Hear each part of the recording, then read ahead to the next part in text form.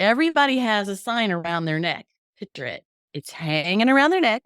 Here it is, right across here, right in front of them, hanging, where everybody who walks up to them can see it. And it says, make me feel important. Make me feel important. Every single person.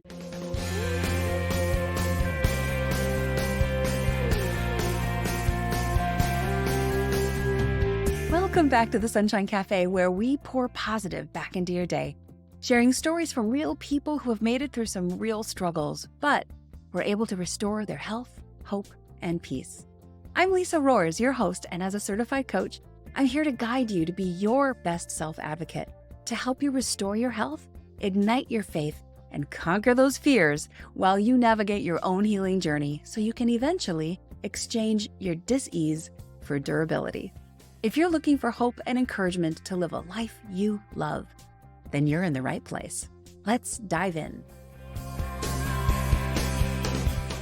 Hello, friends, and welcome back to the Sunshine Cafe. Today, we're talking about a topic that affects every single one of us, no matter what your age is, your profession, your personality type, how rich or how poor you are. We all need to learn how to communicate. When I was in the corporate world coaching teams, I would often tell my teams that it doesn't matter what you build, what you program, what you create or discover. If you are unable to communicate your message, you'll never be successful. That's true for career, for marriage, for friendships, and passerbyers. We all need to learn how to communicate. And the power of our words is just crazy. There's some lyrics from one of my favorite songs out there by Hawk Nelson. The song is called Words. And it summarizes this concept so well. The lyrics say, words can build you up. Words can break you down. Start a fire in your heart or put it out. Our words, simple air spoken and shaped by the human tongue, can heal or destroy. I think the phrase most of us were taught when we were little, sticks and stones can break my bones, but names will never hurt me. Yeah. Well, as I see more of life, I think that statement was more false than I ever realized. Names matter. Words matter. Tone matters. And oh, how careless we are with our words, especially when we're with those that we love the most. Today, I have a friend with me as our guest, Connie Durham. She is one of the sweetest souls and brings a boatload of wisdom to the table about communication. As part of the John Maxwell team of speakers and trainers, Connie draws from over 40 years of experience with her own family, her business leadership, and the science of behavior styles to listen and guide women in finding their own extraordinary marriage. We have a lot of fun in this conversation. I hope you enjoy it too. Let's dive in. Welcome back to the program. I'm super excited to introduce you all and to have Connie with me today. So Connie Durham, welcome to the show. Thank you, Lisa. I'm so glad to be here. Well, you are a light. You just have so much energy and enthusiasm about you. And I'm super excited for the topic that we're going to dive into today because marriage, I think, is like a cornerstone of a great life, or it can be a big hurdle. And I think all of us have people in our lives who maybe fall into one or both of those buckets. So tell us a little bit about what you do in relationship to marriage and some of the things that you're doing to help. Well, Lisa, I like to say when my kids first got married, that is when the bubble popped and I started to realize how all families are from different backgrounds. They have different values. They have different habits.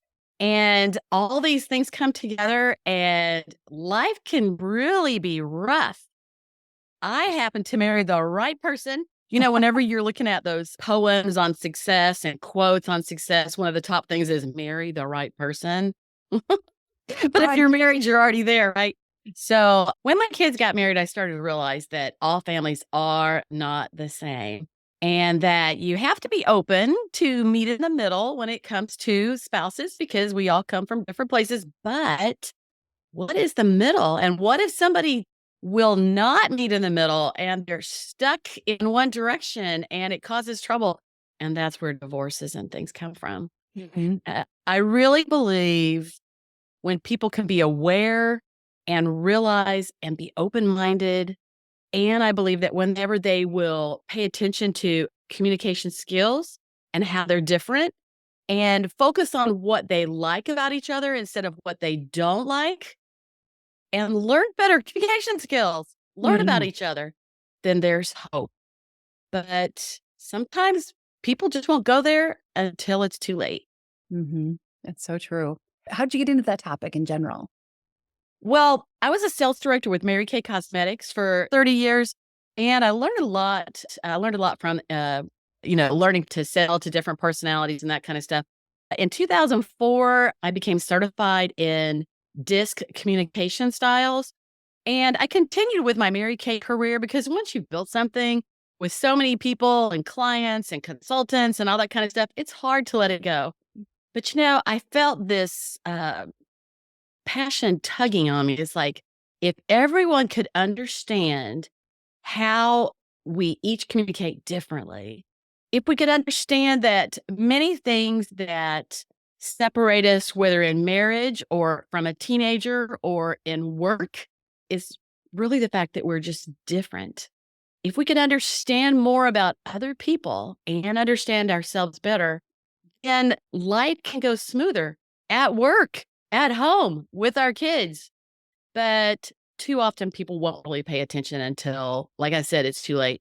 So I did TTI in 2004, and then I joined the John Maxwell team in 2018. And then the beginning, I was working with work teams because when you have a group of people that are working together and you have one from each of the four personality styles, you have the best team. You're going to make the best decisions. You're going to collaborate. It's going to be great. And then my heart was really with marriage and families because I see so many challenges around me. And I finally just gave way. And that's when I created The Extraordinary Marriage. And I did just start a podcast too. So this is kind of different being interviewed on someone else's podcast, right? But I love family and I love Neat. people. And I work with kids at church in the youth. And I just see all kinds of different things. And my heart really goes out to them. Yeah, boy, there's so many good things there, Connie. I tell you, you mentioned the work kind of environment. Mm. And I also was in team development and team building. And one of my majors in college was communications. I'm just so passionate about people and understanding kind of what makes them tick. And when you can find some energy around that, it's really fun to figure out, okay, what is this person actually meaning? And you only have to give them the benefit of the doubt. But back to the team building, if you mentioned those four personalities, and if you have those, you've got a team that's really rocking and rolling. Hmm. And if you've got the other thing where you've got three of one personality and then one really dominant, well, you can Yes. really see how things would fall apart. You got three introverts and one dominant personality. You're going to have a hard time getting anything out of those three. Hmm. So it's an art. It takes a little bit of finessing when you're working with people that are from such diverse backgrounds. And in our day and age right now, with the culture the way it is in work environments, we've got people from all different kinds of countries and traditions and cultures. So it puts another layer. You can't even have a basic understanding of the value systems because every country and every religion has their own value system. So it's kind of a perplexing puzzle to figure out. Well, Lisa, that really takes you back to, as you talk about values, is that to me, there's absolute right and absolute wrong. But according to how you've been raised, that is different for every person, just like you're saying. Yeah. That's different. And that causes the most conflict because if something I so deeply believe in is not something you so deeply believe in, then we're going to have conflict. Now, I'm going to say this is what I believe, and then I'm going to say, well, that's okay. You could believe what you would like to believe. But if you want to work with me, if we want to get along or whatever, then, there's a certain standard. I think when you start to lower standards, everything starts to fall apart. Oh, I so agree. I so agree. And there's two different tracks we're kind of talking about because I think in a work environment, you have to really encourage people to foster a curiosity to understand where other people are coming from. And that can really help you to work well together. On the track of marriage, these are the things you got to find out, ladies and gentlemen, when you're dating. If you don't have a similar value system when you're dating, if things are difficult when you're dating, it's probably not the right person. because dating should be the easiest time in your relationship. You're not dealing with house expenses and children or sick family members or financial challenges yet as a duo, as a couple. So the dating season should be really beautiful and easy. And if it's not, it's possibly because you've got some differences in your values, like you were saying, Connie, and you can't reset those once they're really, really set in stone. It's really hard Mm, to anyway. mm-mm. Yeah. Often there's like red flag, red flag, red flag. And Yes. then we're just like blinded by the love and we just jump in anyway. And then we have to deal with all sorts of things. So true. So Yeah. our family's Christian and God is at the center of our marriage, and it's a really important part of our marriage. And not to say that anybody listening has to have that, but I would say whatever you have, the person that you connect yourself up with for life should have the same thing. And I'm telling you, Connie, I love my husband to the core of my soul. I still get excited when he comes home from work. I still get excited when we go out on date nights, and we've been married for 16 years. So it's one of those kind of things where when you've got God at the center of your marriage, and I say this all the time to a couple of the ladies that I'm mentoring, when you've got a third person, quote unquote, in your marriage being God, you've got a tiebreaker. And so it's never about I win or John wins. It's never about this tug of war between the two of us. We always have one person to go to. We go to what does God's word say about how this should go. And don't you think it's a lot about choosing your battles? Like which things are you really going to fight over? And is winning really worth destroying the marriage? Maybe not. Yes. I have a friend who used to always say, now, what is this going to mean in eternity? This is gonna Right. really matter. And often we find ourselves, fussing over the things or battling over who's right or who's wrong or whatever, over something that doesn't even matter, and it creates a lot of negative energy. And just like their podcast is called The Sunshine Cafe, I happen to be a person, I like to focus on what is good and what I enjoy, and like we said earlier, too often couples get hung up on that little thing that's just digging at them, or they get hung up on what their husband does or wife does that really irritates them. Like, somebody sitting at the table and maybe they're crunching on their food kind of loud, and somebody gets like so bent out of shape. Somebody throws their clothes down, their stuff down. People get bent out of shape. And so often couples are opposite and they attract because they kind of complete each other. But once they're married, one's messy, one's neat, one's talkative, one's quiet. One likes to get out with a lot of people, one likes to stay home. And you get stuck in that thing of differences. And people need to learn to meet in the middle. Yeah, exactly. There's so many different stories that are coming into my mind on that point because I'll go back to the Christian thing because the Bible tells us very clearly that men are supposed to love their wives the way that Jesus loved the church. Yes. And that type of love was very sacrificial. Like he gave his life for the church. So that tells you the kind of love that men are supposed to have for their wives. Now, wives, you're supposed to submit to your husbands. And why does God tell us that? I think he tells us that because it's really hard for us strong-willed women to Yeah. submit. But if your husband is loving you sacrificially, Hmm. submitting to him is easy. So let's take it out of the marriage context for a moment. If you're working with someone in the office and they're being very kind and listening and respectful and really giving your ideas merit and putting you in a good light, you're going to want to work with them. You're going to want to submit to their ideas. So it's You very, like them. you like them. Right, right. The second thing I wanted to say is sometimes our aggravation or like the frustration that we feel has nothing to do with the person that we're Hmm. targeting. So many times it's, I had a bad day. I've already had 10 people pulling on my strings and I can't handle one more string pull today. Or our diets are bad. And so we're not healthy. We're not sleeping well. And so we're short on patience. And so I think there's a lot of other things that also play into that might actually not even be the fault of your spouse. It might be other factors playing into it. Do you run across that in your business? Well, Lisa, the top emotion that people have is what they respond to you with.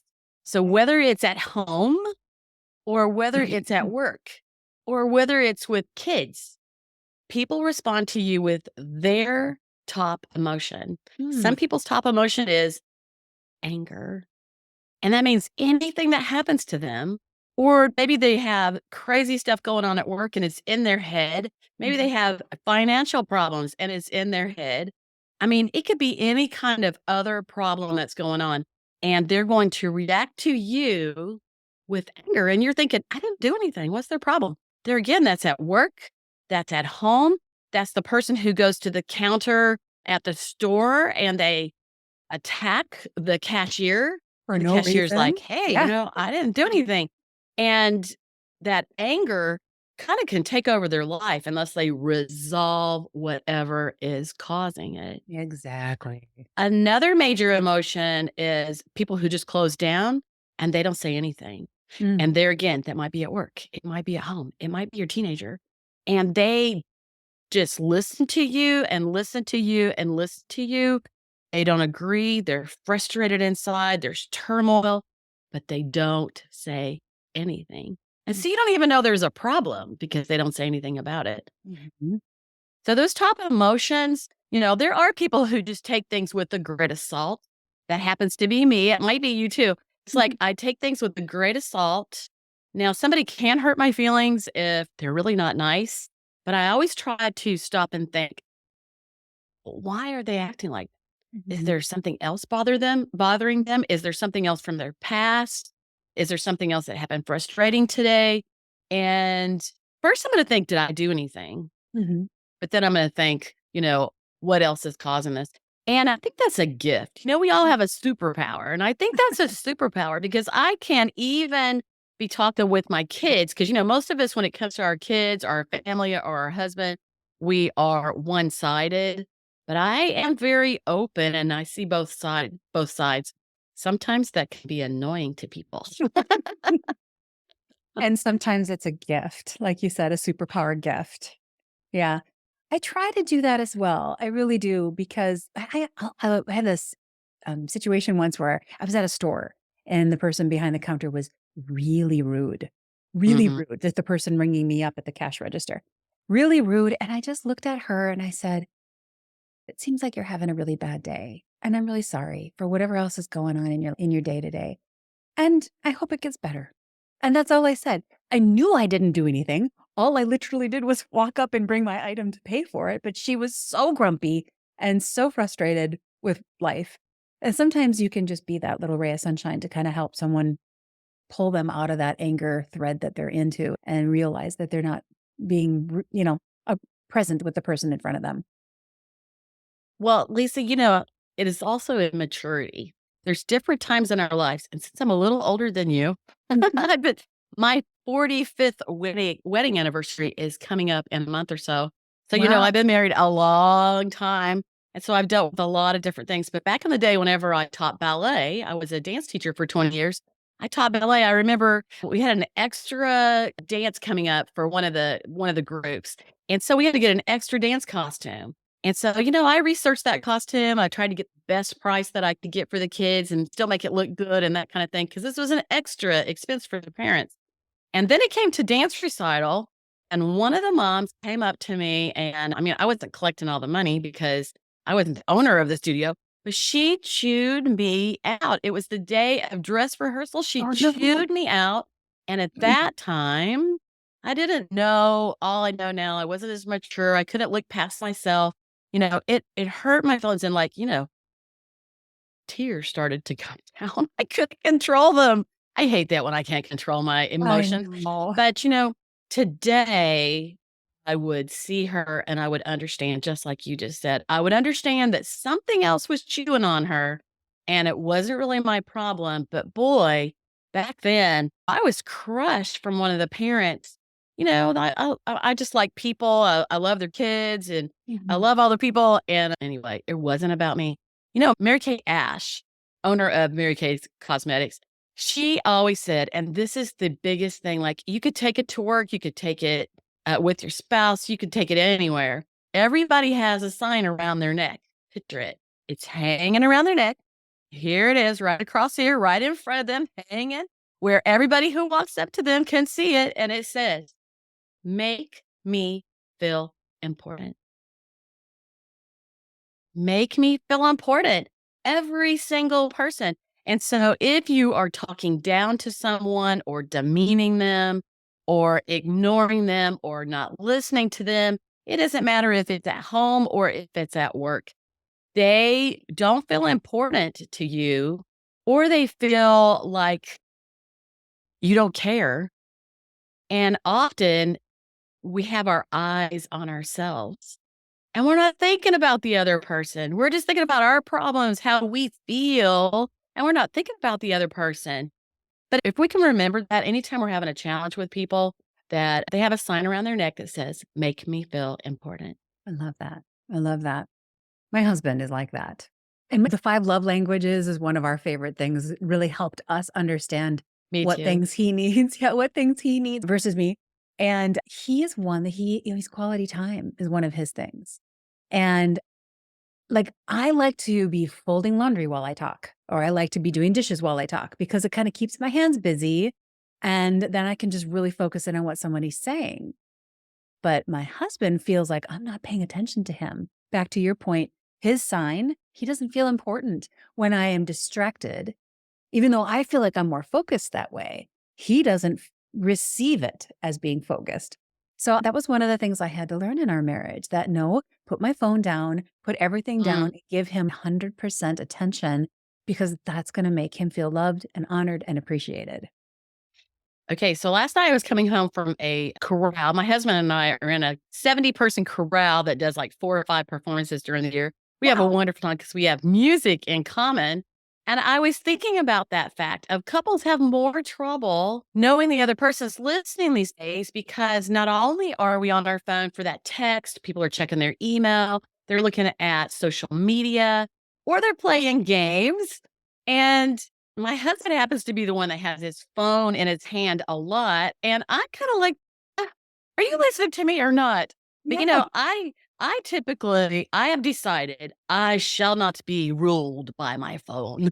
You know, I Good for shall you. not be ruled by email and text, and so sometimes I step Mm. away from it, and I won't pick it up because, I remember a day when there was just a ring on the telephone, and that was just on the wall. Mhm. That's all the interruption we had, and then there were beepers that came next, mostly only doctors had beepers, the really important people who Pagers, needed to yeah. be paged, and then others started to get beepers because it made them look important, right?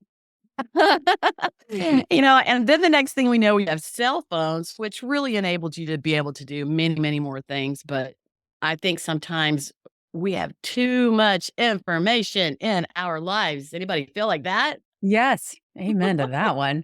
And our phones, I mean, I think I use my phone 1% of the time as far as the phone goes. So it's kind of an anomaly to even call it a phone anymore. But yeah, It's true.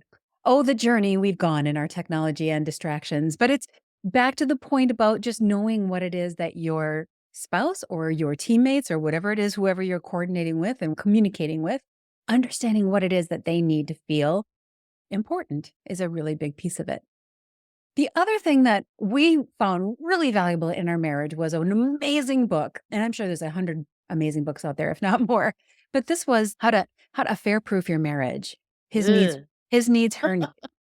I tell you what, that's exactly my response when we were going through our engagement preparation, and this couple that was mentoring us gave me a book, and I'm fair. I don't have to worry about affair proofing my marriage. As Mm, in my youth, I was thinking, and then I stopped. I was like, no, every marriage is potentially subject to an affair. If you don't nurture it, if you don't take care of it, any marriage is subject to an affair. So I really embraced this book and I loved it because it talks about the 5 top needs that women have and the 5 top needs men have, and they are different. Now, the 5 top needs that my husband has are in my top 10, but they're not my top 5. And my top 5 are in my husband's top 10, but they're not his top 5. So going through that together as a couple really helped us understand what are the things he needs to feel important and what are the things for him to understand I need. So it's this constant dance back and forth, back to the ballet thing, constant, beautiful dance between how you communicate together and understanding that it's not all about you. You know what, Lisa, that is such a profound thing that you just said. Mm. We need to make a clip of just that to put it out there because that's what happens to couples. They forget to pay attention to what's important to the other person because we're always thinking about what's in it for me. Mm-hmm. My Yeah. husband calls that WIIFM. What's What's in it in it for for me? me? So true. So true. And if you're in a difficult relationship, you're really fighting and fussing a lot, go get some help because there's probably something that's underlying that is causing you more trouble, definitely than it's worth, but it's underlying and your spouse probably doesn't even know that's really the problem. Sometimes I have found that it might be your childhood. You didn't feel loved, or your parents got married and divorced several times, and people came and went from your life, or frustrations as a teenager or a young adult. You made some bad decisions and you're still paying for those bad decisions.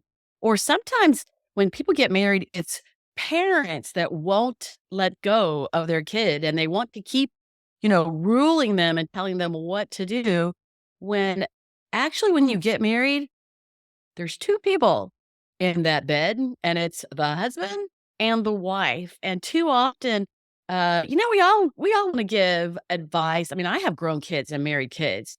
So, I like to say, "I think this, blah, blah, blah, but you know what? You're gonna do whatever you feel right doing." And so I never try to tell them what to do, but it Mhm. happens way too often that parents won't let their kids go and they tell them what to do. So there's a lot of other things that cause trouble. And if you can't figure it out between the 2 of you, like, don't let it go on for years and years because eventually it's all gonna crash. That's such good advice, Connie. And I would say get help soon. Get help as soon as you start having issues because it's all too easy to let those frustrations build up and then you end up saying something you Mm, regret saying and you can't unsay something. You mm, can't take it back. This never works. And because we know our spouses so well, we end up going there, that place where we know is most painful and most hurtful to that person. And, mm. when we're frustrated and we're at our wits' end, we end up saying something that's hurtful, and it tends to be kind of the Achilles heel of our spouse. So get help early so you don't end up going there and saying things that you can't take back, which Some end up just damaging the relationship even more. and it does damage the relationship, but sometimes it's truths. True. Bam, they're in cave. Now you can't put it back in the can, right? It's like sometimes it's truths. Sometimes things need to be said, and sometimes certain people will not say anything until suddenly it all comes out. Those people who don't say very much at all, don't complain, when they do say something, you need to listen to what they said. Exactly. Exactly. And my husband's actually a little bit like that too. This was another thing I had to learn. I'm a speaker. I'm a talker. I mean, typical to maybe a lot of women, but I'm a talker. I had to learn that I have to pause and leave a whole lot of space before he'll say something. It's not that he won't, but he leaves a lot of runway because he's one of those that he thinks through everything before he says it, which is brilliant. I wish I was a little better at that because when he does say something, it's never hurtful. It's always Mm. respectful and kind and is said in a really good way. And I learned over time that that's because he takes that time to really think about it before he says it. So if anyone out there is dealing with a spouse or a friend who seems really, really quiet, spend time with them and give them 10, 15, 20 seconds of silence so they can answer. And they might. They might say something that will surprise you. You know what, Lisa? That goes back to the communication styles because about half the people are methodical and it takes them a few minutes to think. Like you said, they think all through before they speak and they don't have a lot of words usually. And then there are the fast paced people, which I'm going to probably think that you and I both are in that area of the half where our mind is running so fast that we already thought of 3 things to say before the other person finishes. And so we do have to learn to stop and let them have a chance. Stop and pause and not jump in. I know I used to really be bad about jumping in because I was gonna forget what I was gonna say by the time I really didn't realize I was even doing it. And then I was around some other people who did that. And I'm like, that is really annoying. So it's like, we got to look at ourselves and figure it out sometimes. But life is a process. And, we live in a world of desired perfection. And, Mhm. we don't have to be perfect. We can tap into who we each are just so we're kind and thoughtful of other people. That's so true. That's a really good point. I love the I love the thing you're talking about the types of communication. You mentioned methodical, you mentioned fast pace. Mhm. I think you said there's 5 total, right?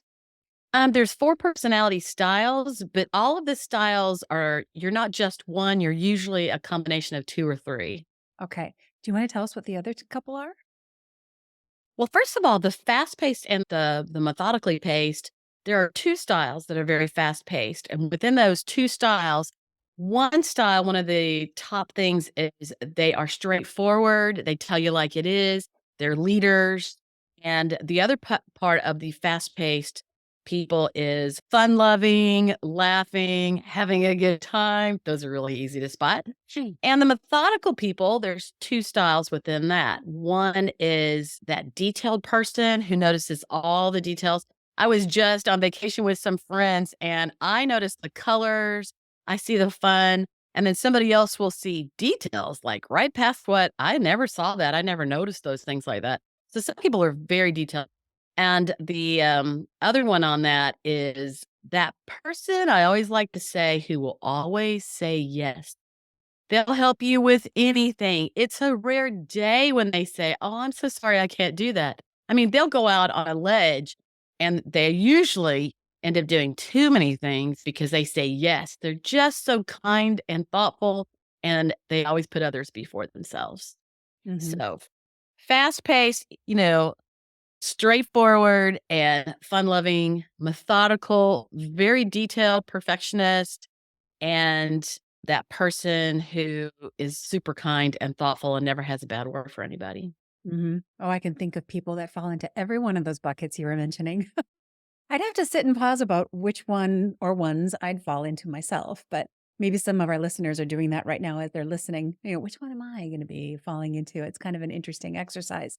And actually, I loved what you said about listening to the conversation and hearing somebody else interrupt and jumping in, and how you recognize that that's something you did as well. Mhm. Kind of like the video replay of a sport. When you're trying to get better at your golf swing or something, you look at the video replay to see what you're doing. Well, we can't do that in our communication, not very often. I'll tell you, actually, podcasting has trained me a little bit to stop doing that because the microphone messes it all up. So I have to be better at just nodding and not saying things. And even there, I fail miserably. But it's really good to start with ourselves, to say, okay, how can I improve my communication? I don't have to fix my husband. I don't have to fix my coworkers. I don't have to fix my parents. That's a whole nother deal. Let me just start with me, and how can I be more conscientious, more kind, more aware of what other people's communication is.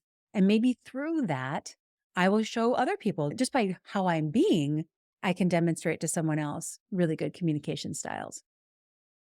You know what, Lisa? I think that all goes back to godly values. Hmm.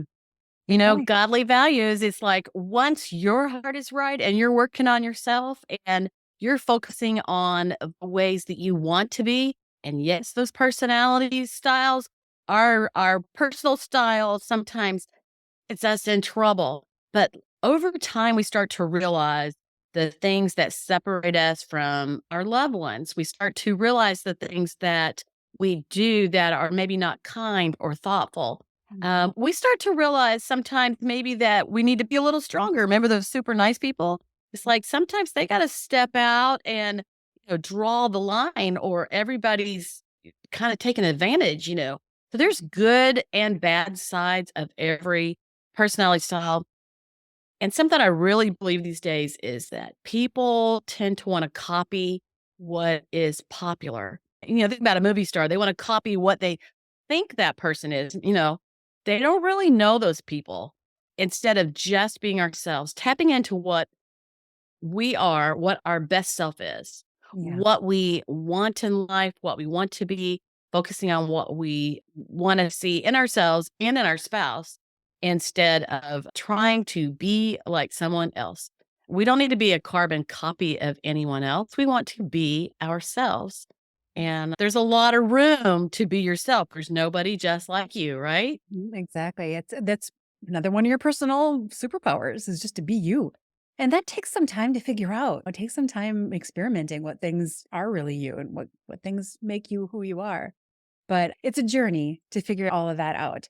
And I think maybe the number one thing that all of us, everybody, no matter who you are, can benefit from is always believing the best in somebody else. Don't fill in the blanks with things that you don't know about, like, oh, they're doing that because of something I said, or they're being that way because of me. No, you don't know that. Don't fill in the blank with something that might be false. And give people a lot of grace and forgiveness. Give people 800 second chances, if not more. We all have bad days and things come out sideways. So give that person across the table from you or across the bed from you the grace to say, yeah, you know what, that came out sideways, but I know you didn't mean it that way. And so I'm going to choose to take it the way that I know who you are, and I'm going to choose to take it the right way. Now, unfortunately, you can't do that with celebrities and politicians and whatnot. You take it for face value, and we usually do fill in the blanks with all the things that we don't know.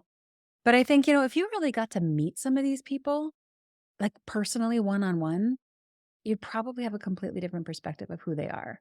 We just don't know until we really get to know them. That's right. That's right. Personally getting to know people. I know I've come across people that maybe I saw them from a distance for maybe a long time, maybe a couple of years or a few Mhm. years, and you have this certain uh, perspective of them. And then when you get to know them, maybe they came across and they were a little haughty or stuck up, or did they Mhm. still use that word, stuck up? Maybe they were, came across that way. And maybe you're kind of intimidated by them. And then you got to talk to them and they were friendly and they were nice and you found things in common and all that kind of thing. That takes me to people talking. Working with the youth at church the other night, we were talking about how kids pick up their phone, back to the phone, pick up that phone, and adults do this too, and families do this. They go out and they're spending time together, Right. and they all open up their phone instead of having a conversation and talking to each other, asking a little more than "How was your day?" Or I like to ask more specific questions so you can get more specific answers. But there again, that phone is dividing people from the real life for being who they really are. We all want to appear a certain way on social media. And so, that phone has a lot of good things about it, but it has a lot of challenging things too when it comes to people actually talking and communicating and enjoying each other's company. Yeah. Yeah, more connected and ever more isolated. Yes. Isn't that true? We have a rule in our home, no phones at the table. And we have dinner together every night. I mean, unless there's a rare occasion where we're going in two different directions, but at that table, phones are not allowed. And same with the restaurant. Phones are not allowed when we're at the restaurant. Unless it's like we're not like super rigid on it. If we're having a conversation, we need to look up something that's related to it.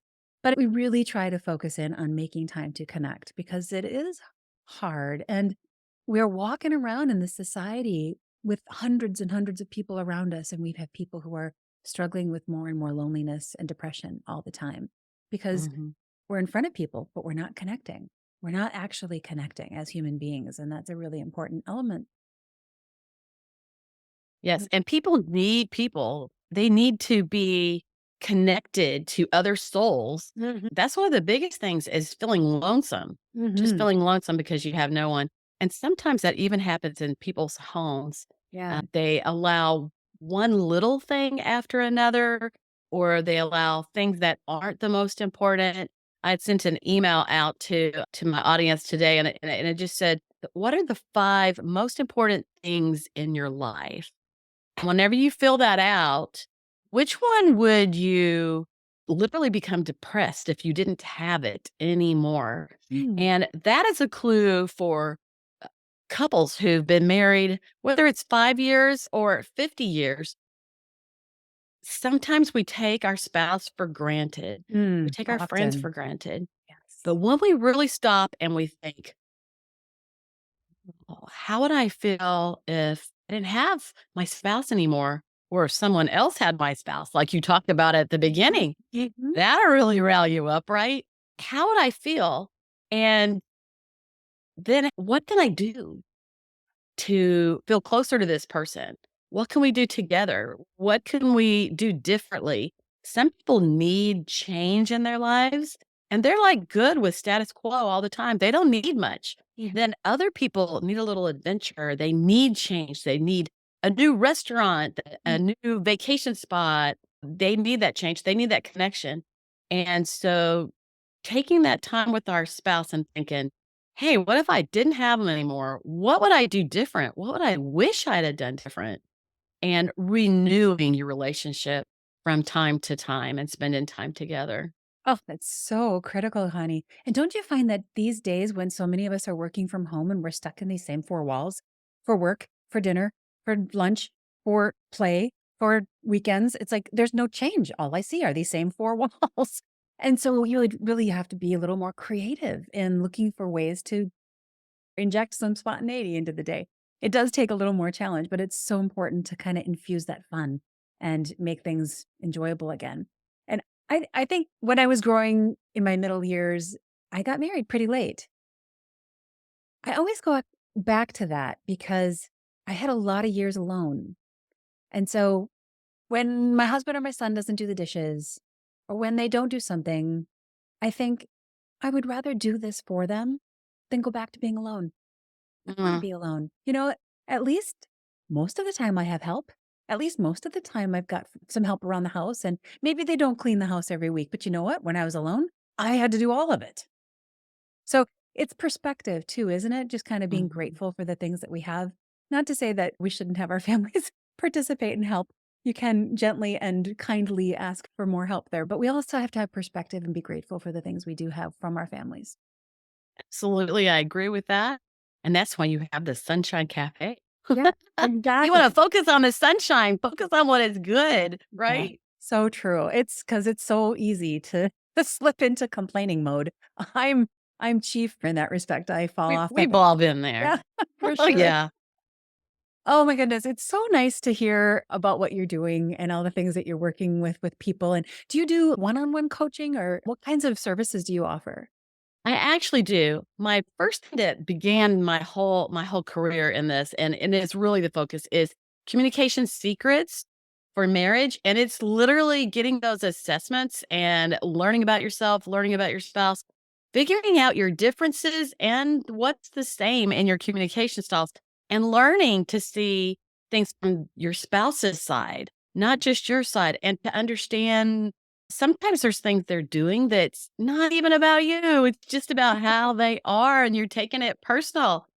But I also teach that same program in private coaching because, Lisa, people do not want to talk about their marriage.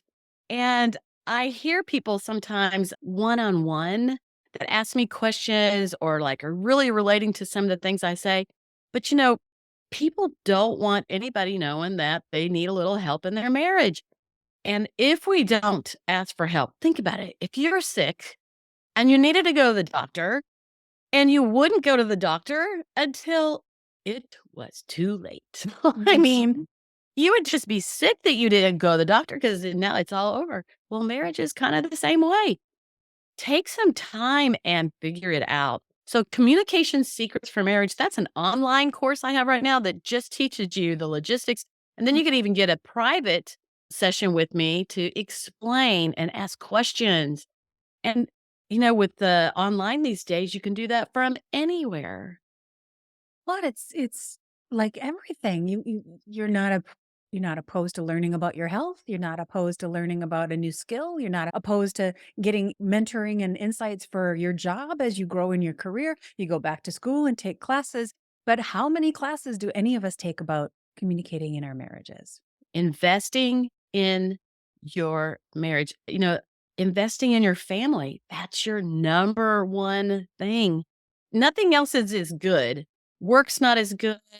Vacations are not as good. Nothing is as good if you're having trouble at home. So true. Yeah. And vice versa. If you've got a great, strong marriage, it's like the tide raises all boats. You That can good weather. marriage raises everything up in your life. So it can either bring it down or it can raise it up. And so it's worth investing in. And it's not just about you and your spouse. It's also about your children. You're modeling for them what a great relationship is like. And if you are in the depths of a difficult relationship right now, I just want to encourage you because you can model for your children how to get out of that and show them that the dip in your marriage doesn't mean it's the end of it. Just as a dip and you're just working through it. And that's okay. That's human nature. We have ups and downs. The most important thing is not to give up on it, but work through it and learn through it and find out how you guys can be better. And, there's so many divorces these days, second and third families, that kids get nervous. They get scared when their parents are having a lot of trouble. And, we're just human and we have to work it out. We have to talk it out, work it out. But learning how to listen to each other, to put yourself in the other person's place, that's a really hard one. But if you can literally put yourself in the shoes of the other person, that might be at home, might be at work. You'll find that understanding the communication styles, understanding communication secrets will like lift the load. I mean, it just gives you so much insight. And there's so many things that we don't know until we know them. Can you think of something like Oh, suddenly yeah. one day you're like, "Oh my gosh, all these years I never knew that." Suddenly, bing, and it's like, "Wow, if I'd have learned that 20 years ago." And then you can't unknow it. It's like, okay, now I can't not think about that because now I know the truth of that, right? It's so, Yes. so good. Well, Connie, is there in your career and in your life as you were pivoting through the Mary Kay days and moving now into this awesome marriage and spousal connection and communication coaching, was there ever a pivot point for you that you can really think about that really changed the trajectory of your path? Is this that question that you asked me about earlier? It might be. I said I I didn't know. might have another. Okay, so a pivotal point. Let's see. Whenever I was younger, I was always bashful. I didn't like to draw attention to myself. If I had to speak in front of people, which I was a voice major in college, so I sang, I was petrified. I danced, loved dance. I got the music in me, but petrified in front of people all through the year. Church, things I would do. People would think if they knew me, they would be like, "Oh, she likes being in front of people." No, I didn't. You liked doing the And thing, but not necessarily doing it in front of people. absolutely, doing the things I loved. I only did them because I loved doing those things, and then I had to do the stuff in front of people.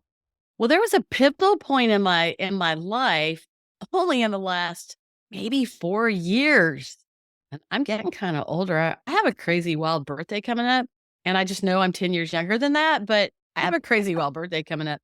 So only 3 or 4 years as I started to work with couples and teaching the communication styles, and my heart just sunk into families as I saw challenges everywhere.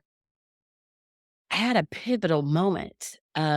What held me back all those years from doing the things and enjoying what I was doing? Right. Actually, my personality style should like to be in front of people. I got gypped because I didn't get that part. I got the rest of it, but I didn't get that part. I think it's because I was taught to be seen and not heard as a kid. I was taught to behave, not draw attention to myself. And not that I would purposely draw attention to myself, but maybe just being myself might draw attention because I would forget other people were around. Well, the pivotal moment was this. I realized as I got older and I realized the help that families and that couples needed and that family is the most important thing. Suddenly, I learned to get past myself, Mm. past myself. And I'm not saying we're being selfish when we're nervous in front of people or whatever it is that's holding us back. But for me, it was learning to get past myself. And that meant when I went to a networking meeting or when I was with someone else or when I'm posting my stuff on YouTube or on my blog or my podcast, I couldn't be self conscious. When I first started recording, I would make sure that my husband could not be in the room. No one could be here in the room while I was recording. And a lot of times it was all by myself. But if he was even in the room myself, I felt subconscious. But as this pivotal moment came, I started to let loose. I became freer. I became more open. I became not worried about what anybody else thought, because if I worried about what anyone else thought, then I wouldn't be able to give my all to this, because, hey, everything's on social media. Everything's video and everything's out there. And I had to get over myself in order to be able to do what I really wanted to do. And that's probably one of the most pivotal points in my life, but it came kind of late.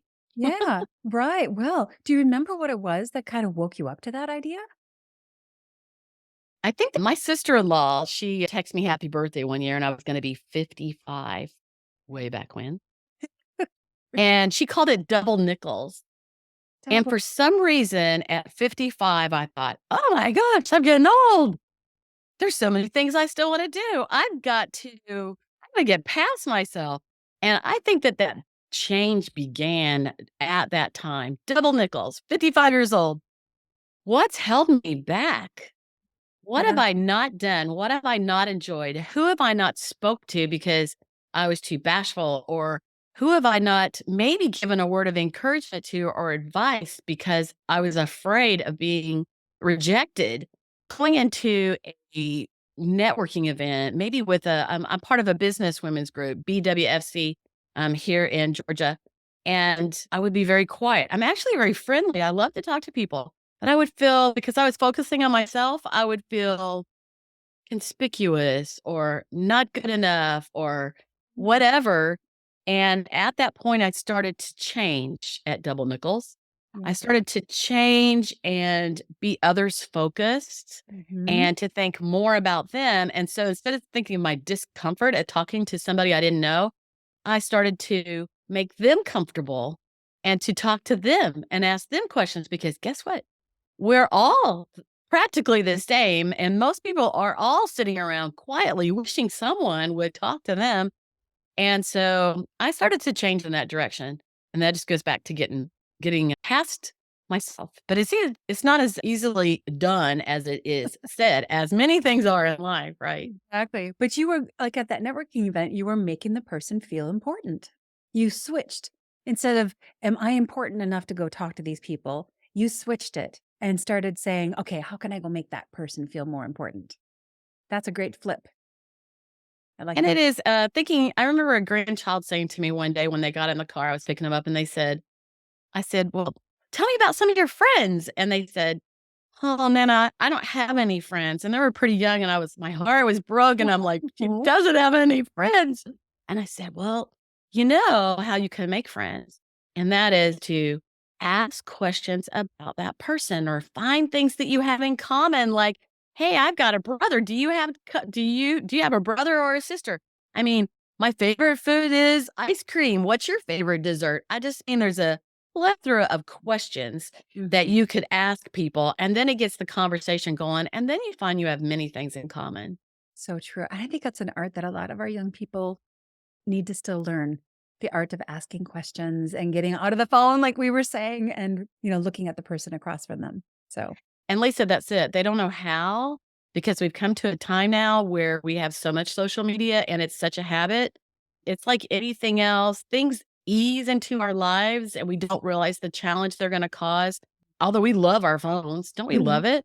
But new rules, it's up to parents to make that rule, because kids can't make that for themselves. Hey, we as parents can't even make that for ourselves. And Exactly. so when you make that rule for your kids, then you have to also follow it because you're leading by example. So true. Wow. We could do a whole podcast just on that, Connie. Yeah, we could. Well, I love that pivot point, and I think age is often a pivot point for people when they kind of wake up. You're like, wow, okay, I'm hitting whatever number, double nickels, whatever it might be.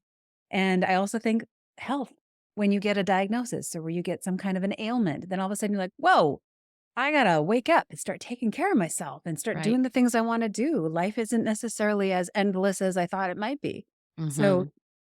for anybody out there who has the joy of not having those kinds of things yet, why not wake up today and, conquer what it is that you want to in life and just go out there and go after it. get past yourself and find ways to make someone else feel important. What a great way to live. I might have to do that. Carry a little sign with me. You're important. All right. Well, I so appreciate your time today, Connie. It's just always a joy. We've connected a few times and I just always love chatting with you. And I don't know what your big birthday coming up is, but you certainly you don't look a day over 40. So, all good, all good. You're my friend. Let's talk about where people can reach you if they want to reach out to you for marriage help, or if they're kind of having some issues and want to take your assessments. Where do they find you? They can find me at The Extraordinary Marriage. And I have a podcast where I put out things all the time. I have a couple of guests each month. Nice. My husband agreed to do one with me. Wow. And then I do at least one each month myself where I teach very specific things that you can do in your marriage to make it better. So theextraordinarymarriage.com, and that podcast gives you a lot. Plus, you can find in my courses, Communication Secrets for Marriage. If you take that assessment and you go through that class, you're going to have questions. You're going to have learned so much. And guess what? You can go through it again and again, and you can let your spouse listen to it. It will change your life, change your perspective, how you see things, and it'll help you raise your kids with better confidence. And confident kids make better choices. Yeah. Oh, goodness. That's a great line for sure. Yeah. We need to learn. We need to learn about communication. Let's empower ourselves with great skills in that area. Love it. All right. Well, my dear friend, thank you so much for your time and being here with us today. I cherish our conversations and I love the wisdom that you bring to the table. So thank you very much. We'll look forward to having you back another time. Thank you, Lisa. You're awesome. So good. All right. Have a great rest of your week. Thank you, Lisa. Bye. Oh, what a great conversation about communication. I just have really enjoyed getting to know Connie, and she just exudes that sweet, authentic Southern personality. She is just as real as she comes across on this podcast. So I have 10 takeaways for you today. I'll go through them quickly. Number 1, there is hope. When people pay attention and even honor the differences in our communication styles and acknowledge that we really do all communicate differently, if we all can just understand other people, understand ourselves better, then life can go smoother at work, at home, and with our kids. We just need to remember to focus on what we like about each other instead of highlighting the things that we don't like. Embrace that opportunity to improve our own communication skills. And as we learn about each other, well, then there's hope. A lot of hope. Number 2, don't lower your standards. Connie says when you start lowering your standards, everything just starts to fall apart. I think she's right. Number 3, pay attention to red flags. When you're dating someone, as hard as it is, try to look objectively. Usually, the bad marriages had red flag after red flag after red flag, but nobody was paying attention to them. All too often, we are so blinded by love that we just jump in anyway. And then, later on, we have to deal with all kinds of things. Being in love is amazing, and if you want long-term love, you really need to consider how aligned your values and your personalities are. If your friends and family members are seeing red flags and you can't see them yet, that's probably a good time to take a pause and try to look at the relationship a little more objectively. Number 4, nearly everybody wears those emotions on their sleeves. The top emotion that people have is usually what they respond to you with. So whether it's at home or work, or whether it's with your kids, people respond to you with their top emotion. So if someone's always responding you with anger, they're probably dealing with a lot of pent-up anger, and they really need to figure out the source of that anger and resolve it, or that person will just leave a wake of destroyed relationships behind them. Number 5, empathy just might be your superpower. How good are you at looking at all sides of the communication equation? How do the words and messages sound to the person you're sitting across the conference room or kitchen table from? Do you understand how your words will sound to them? Hone the skill, turn it into a superpower, and you'll be amazed at just how much it's going to help you at work and at home. Number 6, maturity matters, and learning creates maturity. Maturity might have nothing to do with age. I've known brilliantly kind, empathetic, and sensitive communicators from age 20 all the way to 90 and beyond. And in the same respect, I've seen some really painful communicators in that same age range. Communication maturity is not automatic. It takes effort. It takes some desire to learn and the wisdom to understand. Here at the Sunshine Cafe, we often talk about how everything is learned. And communication, that's right there at the top of the list. Yes, we can communicate even before we're the age of 5 years old. But understanding the nuances of communication, how others receive our communication, and becoming more sensitive to how our words impact others often comes with maturity. As a global society, we celebrate PhDs and those master's degrees, but yet we can fight even that subtle thought of going to a counselor or a therapist when the marriage needs some continuing education units. Invest in your marriage and your interpersonal communications the same way you invest in your career education. It'll make you more effective, more successful, and more mature. And at the end of the day, it'll give you a lot happier marriage. Number 7, make me feel important. Thank you, Mary Kay Ash, for reminding us that everybody has either a hidden or a very legible sign hanging from around their neck that says, make me feel important. Everyone just wants to feel like they matter and that they're important. So if you ever find yourself being overly self-conscious, you have to gently try to push past yourself and remember that sign hanging around the necks of all the people around you. If you can, make them feel important. You just might lose track of your own insecurities in the process and start making an impact on the lives of other people. And guess what? In return, I bet they'll make a positive impact on your life as well. Number 8, it's time to set some phone boundaries. Connie says that she has decided she shall not be ruled by her phone. Our society these days is more and more connected and ever more isolated. We're walking city streets surrounded by hundreds of people while struggling more and more with loneliness and depression. Humans need to connect face to face, in person, eyeball to eyeball, hand to hand. We need touch. We need to hear and feel the vocal vibrations. We need each other. So set some good phone boundaries in your family. Digitally disconnect, relationally reconnect with your family and your friends. Number 9, affair-proof your marriage. Every marriage is potentially subject to an affair, every single one. No one is exempt here.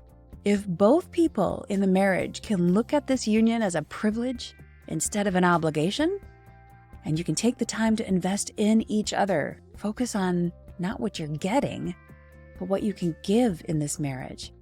Prioritize doing the things needed to make the other person feel heard and feel important. Spend some time together, have some fun, talk, and be intimate. If you can do those things, then you can truly affair-proof your marriage. I put the link here in the show notes for one of our favorite go-to books on how to affair-proof your marriage. It's called His Needs, Her Needs by Willard F. Harley Jr. And number 10, parents, step back already. Parents, this one is for you. When you have kiddos that get married, you have to learn to let go and stop trying to rule over them and telling them what to do. Advice is good if you're giving it as advice and not a hidden mandate. But remember that we all need to learn by making our own mistakes, and that goes for your kiddos too. Those are the lessons we remember the most. So let go. Let your kids build their own families, and lovingly let them know that you're there, ready and available if they ever would like your opinion on whatever decision or direction they're looking to make. All right. Thank you so much for listening and watching the episode today. Hey, marriage is important, and with a little effort, it can be the rising tide that makes everything in your life better. If you and your spouse need help, I just really want to encourage you to reach out to Connie via her website. All the links are here below in the show notes, or listen to her podcast for some great insights and communication tips to help you learn how to communicate even better. You will be so glad you did. And if you know anybody else who's married, which is kind of funny because we know a lot of people who are married, please share this episode with your friends and family. Thanks for listening today to this episode. God bless you, and we'll see you right back here next week.